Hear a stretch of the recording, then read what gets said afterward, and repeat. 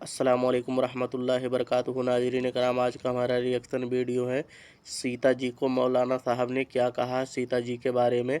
आप सब हमारे इस्लामिक चैनल में बने रहे, हम आपको लेकर चलते हैं मौलाना साहब का वीडियो दिखाते हैं। नाज़रीन कराम, हमारे चैनल को अगर सब्सक्राइब नहीं की तो प्लीज़ हमारे चैनल को सब्सक्राइब करें, लाइक करें, कमेंट में ज़रूर बताएँ कि आज का हमारा रिएक्शन वीडियो कैसा लगा। हम आपको लेकर चलते हैं।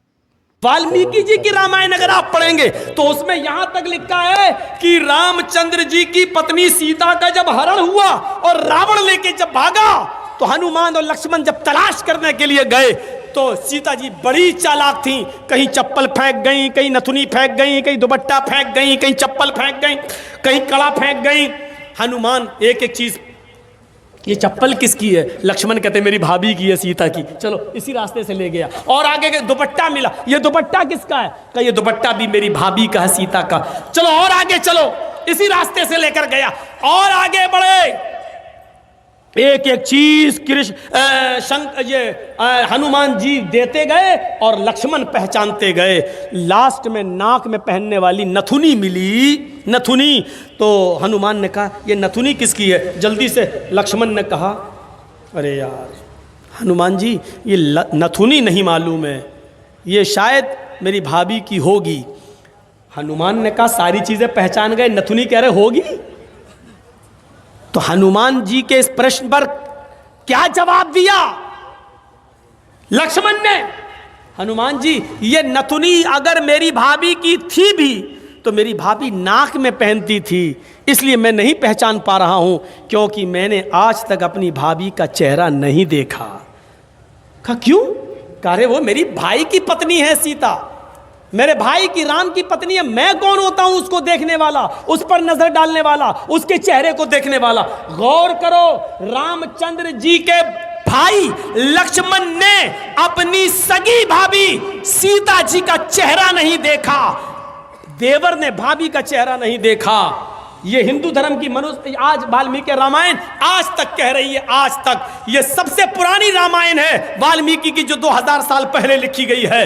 आज तक उसके अंदर ये लिखा है कि राम के छोटे भाई लक्ष्मण ने सीता का चेहरा नहीं देखा। आज भी बहुत सी सभ्य समाज की स्त्रियां जब ट्रेनों में हिंदू की सफर करती हैं तो आप देखिए साड़ी पहनकर ऐसे लंबा घूंघट ऐसे मार लेती हैं, चेहरा नहीं खोलती हैं वो ट्रेनों में और बसों में। आज भी सभ्य समाज की उसी वाल्मीकि रामायण पर अमल करते हुए वो किसी को अपना चेहरा दिखाना गवारा नहीं करती। अल्लाह की मार ऐसी पड़ी, कल तक जो पर्दे का चेहरा छिपाने का मजाक उड़ाते थे, आज अल्लाह ने सबके चेहरे छिपवा दिए। छिपाओ, डालो मास्क अपने मुंह पर। बहुत बंदरियां बनी फिरती थी अमरीकन, चुड़ैल जैसे मुंह लिए भेजे। ये खूबसूरत होती थोड़ी है आपको जैसा लगता है। अगर बारिश हो जाए ना सड़क पर बाजारों में तो इनका सारा क्रीम और पाउडर धुल जाएगा, इनकी औलाद इनको नहीं पहचान पाएगी कि मेरी अम्मा कहाँ गई। आप जिनके पीछा कर रहे हैं ये तो लिपस्टिक और क्रीम और पाउडर से लगती है 60 साल। आपको यकीन बता, मेरे इलाके का वाकया बता रहा हूं मैं आपको। 60 साल की बुढ़िया ने पहन लिया बुर्का, और खूबसूरत बुर्का, डिस्को बुर्का, फूल उल चढ़े हुए। अब 60 साल की बुड्ढी बेचारी चल रही है, बुर्का देखकर एक नौजवान उसका पीछा करने लगा। इतना खूबसूरत बुर्का था वो, नौजवान उसका पीछा करने लगा, चलने लगा। इसने पीछे मुड़ के देखा कोई लड़का मेरा पीछा कर रहा है, और लड़का ये समझा कि धीरे धीरे चल रही है, शायद मेरी वजह से लाइन दे रही है। वो अपने बुढ़ापे की वजह से धीरे धीरे चल रही थी, कमजोरी की वजह से। लड़का समझा हाँ लाइन दे रही है। थोड़ी देर के बाद जब ये आगे पहुंचा, लड़का और औरत वो बुढ़िया समझ गई कि ये कमीना मेरे पीछा कर रहा है, तो उसने नकाब खोल दिया। खूबसूरत नकाब, बोल बूढ़े लगे, नकाब खोल के कहती बेटा मेरा पीछा क्यों कर रहा है, मैं तो तेरी अम्मा की उम्र की हूँ। कम बखत दो घंटे की मेरी मेहनत बेकार कर दी बुढ़ी ने, हमें क्या मालूम खोदा पहाड़ निकली चुईया। तो लड़के को भी गुस्सा आया, कहने लगा रे अम्मा हम अपने लिए नहीं अपने अब्बा के लिए ढूंढ रहे थे। सोचा कुछ तो कह दूं इस बुढ़िया को, हैं? इस उम्र में तू इतना खूबसूरत बुर्का पहन के जा रही है, फूल सजे हुए। लड़का सोचने लगा जब बुर्का इतना खूबसूरत है तो बुर्के वाली कितनी खूबसूरत होगी, लगा उसका पीछा करते हैं। लक्ष्मण ने अपनी भाभी का चेहरा नहीं देखा। हर पढ़िए हदीस, अल्लाह के रसूल अराइतल हमवा या रसूल अल्लाह, अय अल्लाह के नबी, देवर के बारे में आपका क्या ख्याल है? क्या मैं देवर से पर्दा करूं? एक ही घर में होते हैं, देवर और जेठ का आना जाना रहता है, हमारे अपने रिश्तेदारों का आना जाना रहता है। आय अल्लाह के नबी, क्या मैं देवर से भी पर्दा करूं? अल्लाह के नबी का जवाब ये था, हां, दूसरों से पर्दे में कुछ कमी हो जाए तो चलेगा, दूसरों से पर्दे में कोई कमी हो जाए तो चलेगी, लेकिन देवर से पर्दे में कमी नहीं होनी चाहिए। अलहमुल मौत, देवर तो भाभी के लिए मौत है, देवर तो भाभी के लिए मौत है। जिस देवर से सबसे ज्यादा पर्दा है, आज हमारी औरतें, हमारी माँ बहनें देवर से ही सबसे ज्यादा खुली होती हैं। जो मजाक शौहर से भी नहीं करती वो देवर से कर लेती हैं। और एक हम हैं, भाभी को घर पहुंचा दो, अपने छोटे भाई को कह रहे हैं भाभी को घर पहुंचा दो। और ऐसे ही ससुराल में हमारा हाल है। ससुर कह रहा है बेटा अपनी साली को जरा स्कूल छोड़े आओ। मामले दोनों तरफ से गड़बड़ हैं। हमने अपने भाई पर इतना भरोसा कर लिया। सऊदी अरब का वाकया सुने हो ना, जद्दा वाला। एक औरत बेचारी दर्द से कराह रही थी, दर्द से, और जद्दा के टैक्सी ड्राइवर बेचारा, उसको कोई कस्टमर नहीं मिला तो वो रुमाल मुंह पे डाल के लेटा हुआ था। जल्दी से औरत आई उसके पास, देखिए मुझे दर्द ज़े हो रहा है, बच्चे की पैदाइश की तकलीफ, ज़रा कोई करीब के हॉस्पिटल में लेके चलो, मुझे जल्दी से इलाज के लिए जाना है। ड्राइवर ने देखा, टैक्सी ड्राइवर ने, उसने कहा भाई औरत परेशान है, पेट बड़ा। उसने जल्दी से टैक्सी खोली, आओ बहन बैठो। उसने जल्दी से बिठाया और चल दिया। जद्दा के हॉस्पिटल में लेके पहुँचा और उसमें एंट्री होती है, तुम लेके आए हो? हाँ, लिख दिया। अब ये बैठा है कि जल्दी से वो चेकअप करा के आए, तब हमें पैसा दे। जितना हुआ मेरे रियाल, उधर पता चला साहब उसको एडमिट कर लिया गया है, अभी वो 2-3 दिन रहेगी। आप उसके साथ आए हैं? इसने कहा जी। कहा ठीक है, उसको एडमिट कर लिया गया है। और उसने सोचा कि चलो अब हम चलें, 1-2 दिन के बाद आऊँगा, देख लूँगा अगर बच्चा अच्छा पैदा, अभी इतनी जल्दी छुट्टी थोड़ी हो जाएगी, डिलीवरी का मामला है, जब गुजरूँगा तब ले लूँगा पैसा। ऐसा वो चला गया। ये घर में जैसे ही लेटा, इशा के बाद सोया, फजर की नमाज जमात के साथ पढ़ने जाता था और फजर के बाद टैक्सी चलाता था। फजर की नमाज पढ़ के जैसे ही घर आया, इसकी बीवी ब्रेड और आमलेट बना के लाई। टेलीफोन की घंटी बजने लगी इसके घर पर, क्योंकि जब रजिस्टर पे जब इसने औरत को छोड़ा तो अपने घर का मोबाइल फ़ोन और नंबर सब लिख दिया था। फ़ोन, फला बोल रहे हो? जी।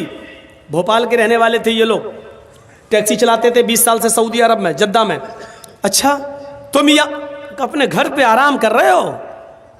का क्या हुआ? अरे कल तुम अपनी बीवी को हॉस्पिटल में छोड़ के गए हो ना, बच्चा हुआ है लड़का, आओ और अपनी बीवी को लेके जाओ यहां से। कहता है डॉक्टर दिमाग तुम्हारा ठीक है? बीवी? अच्छा हुआ ये फोन मैंने उठाया, कहीं मेरी बीवी ने उठाया हुआ होता तो कयामत आज ही आ गई होती। कहा आ रहे हो या मैं पुलिस भेजूं तुम्हारे घर? जिस औरत को यहाँ एडमिट कराने आए हो उसने कहा वही मेरा शौहर था जो यहाँ छोड़ के गया है। मैं आ रहा हूँ, तेरा सत्यानाश जाए चुड़ैल डाइन।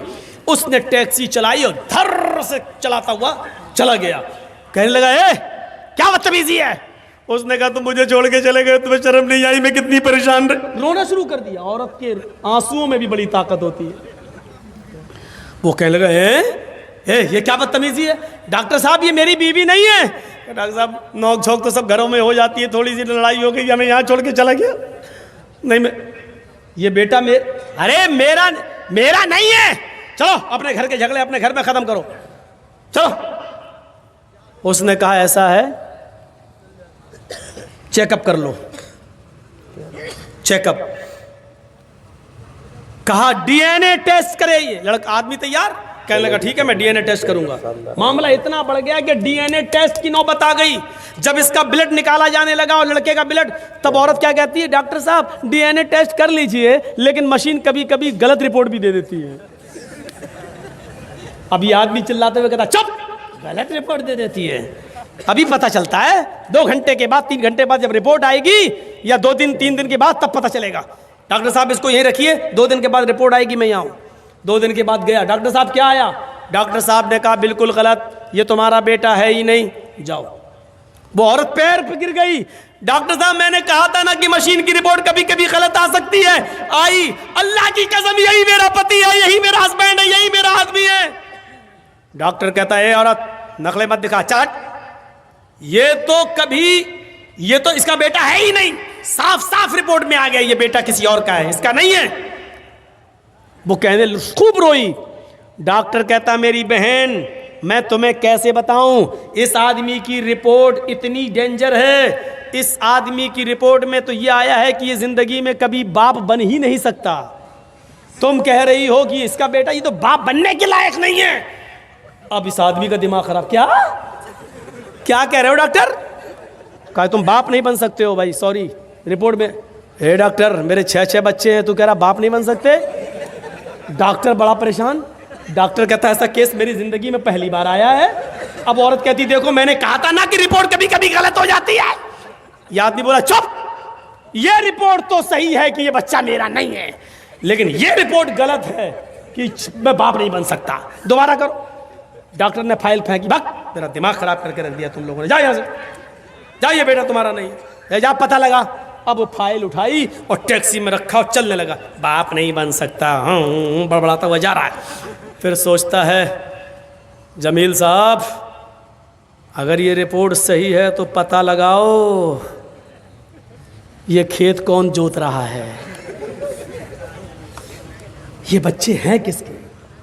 सीधे घर में घुसा, टैक्सी लेके आया, मारी दरवाजे पे लात। बीवी कहती इतने गुस्से में दरवाजा खोला, उठाई चप्पल अपने पैर की 15-20 पहले मार दी। तुम तो रोज इज्जत करते थे, आज क्या हो गया तुम्हें?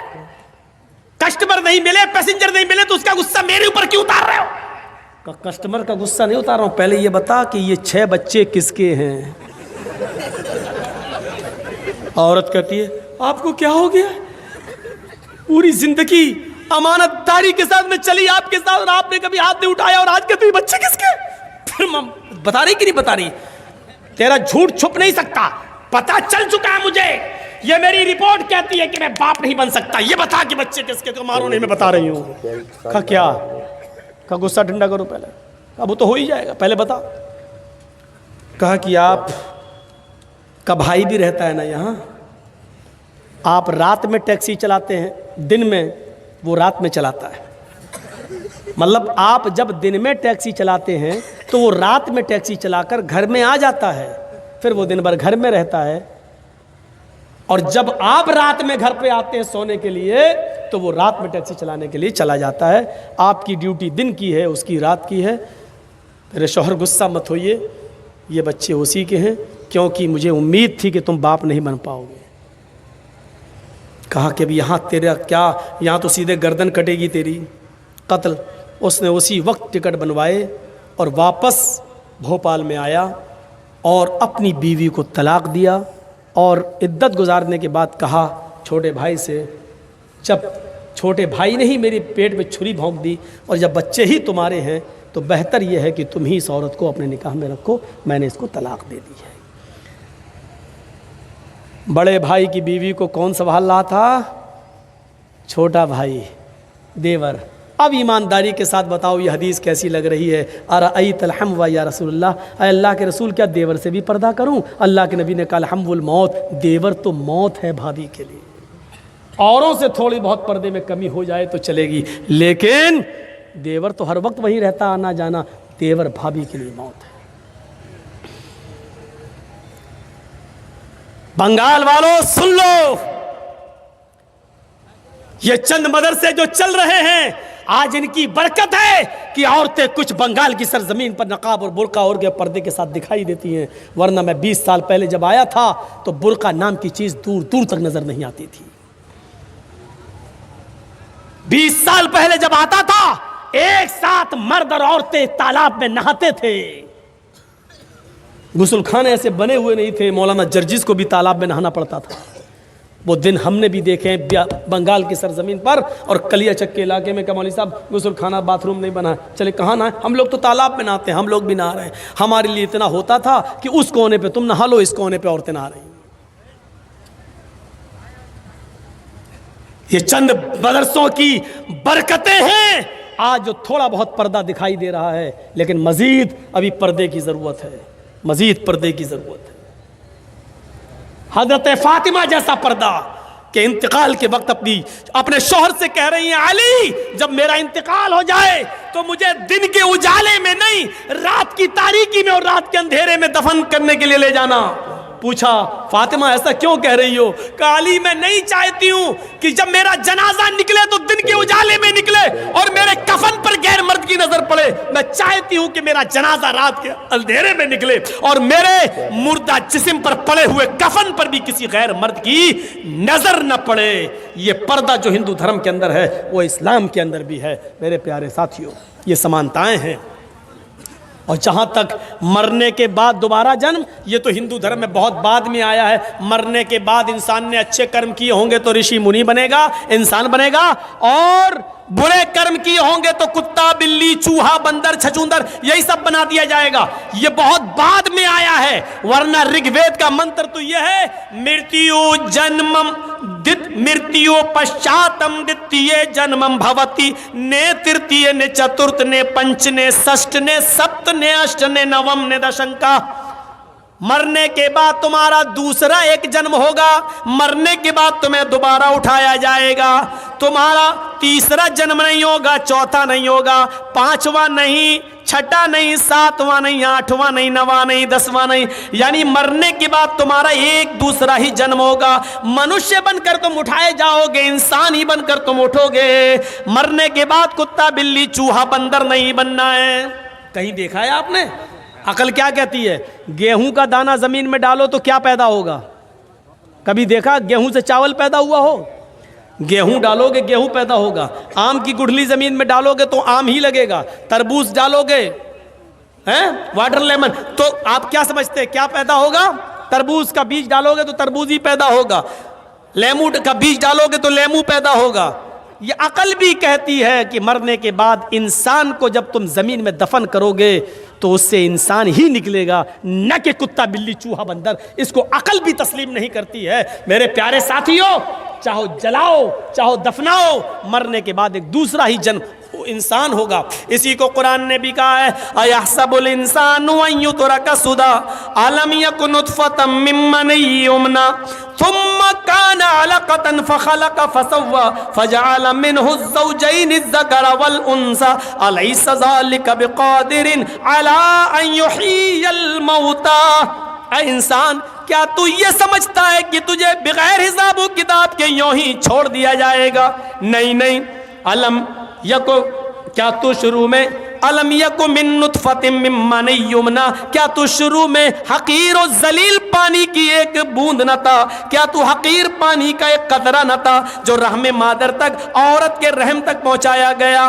अल्लाह रब्बुल आलमीन ने उसी पानी के कतरे को बना सवा कर दुरुस्त किया, उसी से गोश्त का लोथड़ा बनाया, जमा हुआ खून बनाया, गोश्त का लोथड़ा बनाया, फिर उससे हड्डी बनाई, फिर हड्डियों में गोश्त पहनाया और फिर उससे एक जीता जागता इंसान बना दिया। उसी पानी के कतरे से मजबूत खोपड़ी बनाई, उसी पानी के कतरे से इतना नरम भेजा बनाया कि 2 उंगलियों के बीच में रख दो, मसल दो। उसी पानी के कतरे से अल्लाह ने इतना नर्म नाजुक हार्ड दिल बनाया कि अगर उसकी धड़कनें बंद हो जाएं तो दुनिया का कोई डॉक्टर उसकी धड़कनें जारी नहीं कर सकता है। और उसी पानी के कतरे से अल्लाह ने तुम्हारे दिमाग में हजारों तारों का कनेक्शन डालकर तुम्हें 2 चमकते हुए ट्यूबलाइट दिए, आंखें दी, जिससे तुम 9 करोड़ 30 लाख मील की ऊंचाई पर सूरज को देख लेते हो। जिस आंख की बीनाई से, रोशनी से तुम 2,40,000 मील की ऊंचाई पर चांद को देख लेते हो। करोड़ों अरबों और खरबों मील की ऊंचाई पर तुम सितारों को देख लेते हो, आसमान को देख लेते हो। अल्लाह ने उसी पानी के कतरे से ये सब कुछ बनाया। ओ मेरे बंदो, जब मैं ये सब कुछ तुम्हारी माँ के पेट में बना सकता हूँ और तुम्हें बनाकर बाहर ला सकता हूँ, फजअला मिनहु ज़ौजैन अज़्ज़करा वल उन्सा, लड़का और लड़की भी बना सकता हूँ, मर्द औरत भी बना सकता हूँ, नर और मादा भी बना सकता हूँ, तो फिर तुम ही बताओ क्या तुम्हारे मरने के बाद, क्या वो अल्लाह इस बात पर कादिर नहीं है कि तुम्हें मरने के बाद दोबारा जीवित कर दे? क्या वो अल्लाह इस बात पर कादिर नहीं है कि इंसानों तुम्हें मरने के बाद वो दोबारा उठाए? अरे तुम्हारी हड्डियों को वो दोबारा जमा कर दे, क्या वो इस बात पर कादिर नहीं है? अयहसबुल इंसानु अल्लन नजमा इज़ामा बला कादिरीना अला अन नुसव्विया बनाना। इंसान ये समझता है कि हम उसकी हड्डियों को जमा नहीं कर पाएंगे, हम उसकी हड्डियों को एकत्रित नहीं कर पाएंगे, जमा नहीं कर सकेंगे। अरे हड्डियां तो छोड़, आए इंसान, बला कादिरीना अला नुसव्विया बनाना, हम तो तेरी उंगलियों के पोर तक को बनाने पे कादिर है। ये उंगलियों के पोर जानते हो कितना ताकतवर होता है? आपने रखा मशीन पर, फौरन बता दिया आपका नाम क्या है, फिंगरप्रिंट। आज आधार कार्ड बनता है ना तो फिंगरप्रिंट लिए जाते हैं, पासपोर्ट बनता है फिंगरप्रिंट। आप मौलाना जीस के नाम से पासपोर्ट है आपका, आप जमील अहमद, अशफाक अहमद, मोहम्मद अजहरुद्दीन, इस नाम से आप नहीं भाग सकते हो। अगर आपने फर्जी पासपोर्ट बना लिया तो दुबई में पकड़े जाओगे, सऊदिया में पकड़े जाओगे, अमेरिका में पकड़े जाओगे। जैसे ही वहां फिंगरप्रिंट लिया गया, उंगली रखी फौरन, अरे इरशाद अहमद के नाम से, अच्छा जमील अहमद के नाम, नहीं ये तो मोहम्मद जर्जीस के नाम से, फौरन इंडिया गवर्नमेंट के हवाले कर दिया जाएगा। नहीं भाग सकते। जब तुम एक उंगली के निशान से इंडिया छोड़कर दुनिया के दूसरे मुल्क में नहीं जा सकते हो तो क्या अल्लाह रब्बुल आलमीन तुम्हें छोड़ देगा? भाग सकते हो। उसकी दी हुई अकल से फिंगरप्रिंट मशीन बना सकती है साइंटिस्ट लोग, तो क्या अल्लाह के पास ऐसा कोई आला नहीं है? उंगलियों के पोर कह रहा, हड्डियां तो छोड़ो, उंगलियों के पोर तक बनाने पर हम कादिर हैं। बल युरीदुल इंसानु लियफजुरा मामा, इंसान तो ये चाहता है कि वो आगे भी बुराइयां करता रहे, गंदे काम, बुरे काम, गुनाहों के काम करता रहे। यसअलु अय्याना यौमुल क़यामा, वो पूछता फिरता कयामत कब आएगी। मजाक में कहता है, ए मौलाना साहब कयामत कब आएगी?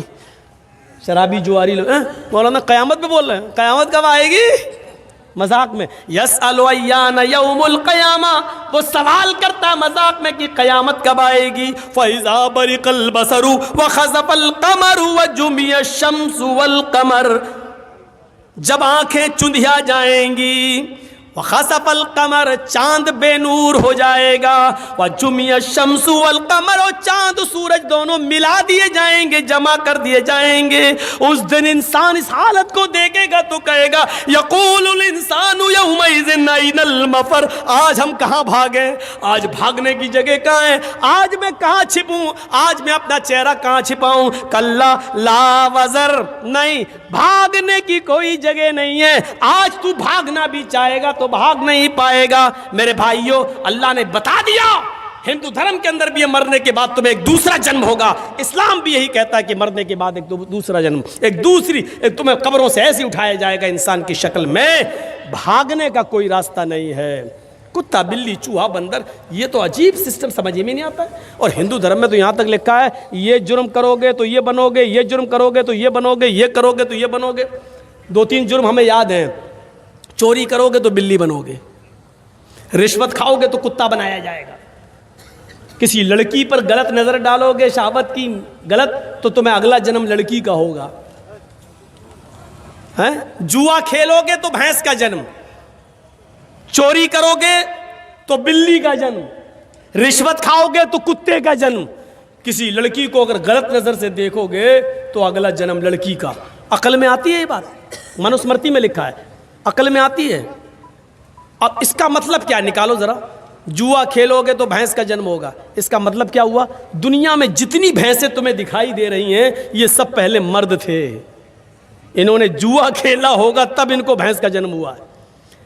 अब इसका मतलब ये हुआ कि अगर दुनिया में कोई आदमी जुआ ही ना खेले तो इसका मतलब ये हुआ कि भैंसें पैदा ही नहीं होंगी। और जब भैंसें पैदा नहीं होंगी तो दूध कहाँ से आएगा, घी कहाँ से आएगा, मक्खन कहाँ से आएगा, दही कहाँ से आएगा? चलो कौन देगा? शानदार आवाज में। अब इसका एक और मतलब निकालो। कोई पंडित जी हमारे सामने हो तो बात करने में मजा भी आए। किसी दिन योगी जी बुला लें, हमें बड़ा मजा आ जाएगा डिबेट में। मैं उनसे पूछूंगा अगर भैंसें ही ना पैदा हो तो फिर क्या होगा? दूध, घी, मक्खन, दही कहाँ से मिलेगा? देखे क्या जवाब देते, कौन देगा ये?